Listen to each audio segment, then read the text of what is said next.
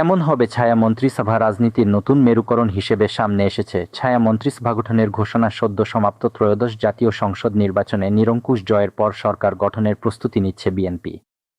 এদিকে রাজনীতির নতুন মেরুকরণ হিসেবে সামনে এসেছে ছায়া মন্ত্রিসভা গঠনের ঘোষণা। এ নিয়ে দেশজুড়ে চলছে আলোচনা। এর আগে শনিবার 14 ফেব্রুয়ারি রাতে সুপ্রিম কোর্টের সিনিয়র আইনজীবী ও সংসদ নির্বাচনে সুনামগঞ্জ বিয়োগ 2 আসনে দাঁড়িপাল্লার পরাজিত প্রার্থী শিশির মনির নিজের ভেরিফাইড ফেসবুক অ্যাকাউন্টে এ নিয়ে একটি পোস্ট করেন। পোস্টে তিনি লিখেছেন, আমরা ছায়া মন্ত্রী পরিষদ গঠন করব ইনশাআল্লাহ। এরপর রবিবার 15 ফেব্রুয়ারি সকালে এনসিপির মুখপাত্র আসিফ মাহমুদ সজীব ভুইয়া ঘোষণা দেন, ছায়া মন্ত্রিসভা স্বচ্ছতা এবং জবাবদিহি নিশ্চিত করবে, সরকারের কার্যক্রমে ওয়াচডগ হিসেবে কাজ করবে। মূলত ছায়া মন্ত্রিসভা হল সংসদীয় গণতন্ত্রের একটি বিশেষ কাঠামো যা ওয়েস্টমিনস্টার পদ্ধতিতে জনপ্রিয়। এতে প্রধান বিরোধী দল বা অন্য রাজনৈতিক দলগুলো সরকারের প্রতিটি মন্ত্রণালয়ের বিপরীতে একজন করে ছায়ামন্ত্রী নিয়োগ দেয়। এ বিষয়ে জানতে চাইলে আইনজীবী শিশির মনির বাংলা ট্রিবিউনকে বলেন, গঠনমূলক গণতান্ত্রিক রাজনীতি আছে যেসব দেশে, সেসব দেশে সরকার যে মন্ত্রিসভা গঠন করে তার বিপরীতে বিরোধী দলও এমন একটি প্যারালাল বা ছায়ামন্ত্রী পরিষদ গঠন করে। তিনি আরও বলেন, ছায়া মন্ত্রী পরিষদের কাজই হয় সংশ্লিষ্ট মন্ত্রণালয়কে সহযোগিতা করা ও গঠনমূলক সমালোচনা করা।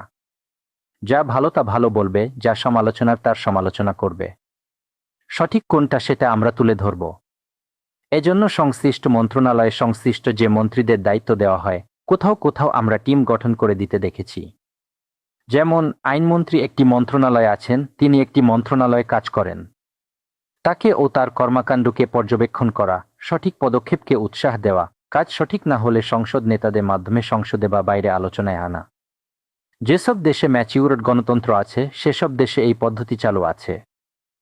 শিশির মনির বলেন, আমি সেটিই বলেছি, এখানে যদি ছায়া মন্ত্রিসভা গঠন করা হয় তাহলে বিরোধী দল যে পরিমাণ আসন পেয়েছে, তারা যদি দেশ গঠনের জন্য গঠনমূলক কাজ করতে চান তাহলে তাদেরও উচিত সহযোগিতা করা। ইতোমধ্যে সিদ্ধান্ত হয়েছে তারাও করবে। বিশেষ করে বড় বড় মন্ত্রণালয় যেগুলো আছে, স্বরাষ্ট্র, পররাষ্ট্র, জনপ্রশাসন, আইন প্রতিরক্ষা, স্থানীয় প্রশাসন, বাণিজ্য মন্ত্রণালয়, সব মন্ত্রণালয় রাষ্ট্রের গতিবিধি নির্ণয় করে। এখানে শুধু যে সরকারি সব করবে তা নয়, বিরোধী দলে যদি অভিজ্ঞ লোক থাকেন তাহলে গণতন্ত্র অনেক শক্তিশালী হয় বলেও জানান শিশির মনির। জানা যায়, বিশ্বের উন্নত গণতান্ত্রিক দেশগুলোতে ছায়া মন্ত্রিসভার গুরুত্ব অপরিসীম। এদের প্রধান কাজগুলো হল জবাবদিহি নিশ্চিত করা, সরকারের প্রতিটি সিদ্ধান্তের চুলচেরা বিশ্লেষণ করা, বিকল্প বাজেট প্রস্তাব, সরকারের বাজেটের বিপরীতে জনবান্ধব বিকল্প বাজেট তুলে ধরা, প্রশাসনিক পর্যবেক্ষণ, মন্ত্রণালয়ের দুর্নীতি বা অসঙ্গতি জনগণের সামনে আনা, ভবিষ্যৎ নেতৃত্বের প্রস্তুতি, বিরোধী দলের নেতাদের প্রশাসনিকভাবে দক্ষ করে তোলা প্রভৃতি। যুক্তরাজ্য ও অস্ট্রেলিয়ায় এই প্রক্রিয়া নিয়মিত ব্যবহৃত হয়। শিশির মনির বলেন, এখনকার নির্বাচনের পর যদি এটা আমরা না করতে পারি তাহলে সেটি হবে জাতির জন্য লজ্জাজনক। ম্যাচিউরড পলিটিক্স করে জাতিকে অগ্রসর করতে হবে। এখানে শুধু মানি না আর মানব এসব আলোচনা করে গণতন্ত্র শক্তিশালী হয় না। ফলে 5 বছর পর যখন আবার নির্বাচন হবে তখন কি হবে? এখন যারা বিরোধী দল আছেন তারা যদি সরকার গঠনের ম্যান্ডেট পান তাহলে তারা মন্ত্রী পরিষদ গঠনের ক্ষেত্রে ছায়া মন্ত্রী পরিষদের অভিজ্ঞতাকে কাজে লাগাতে পারবেন। এগুলোকে উৎসাহিত করা উচিত। এটা নিয়ে আলোচনা চলছে।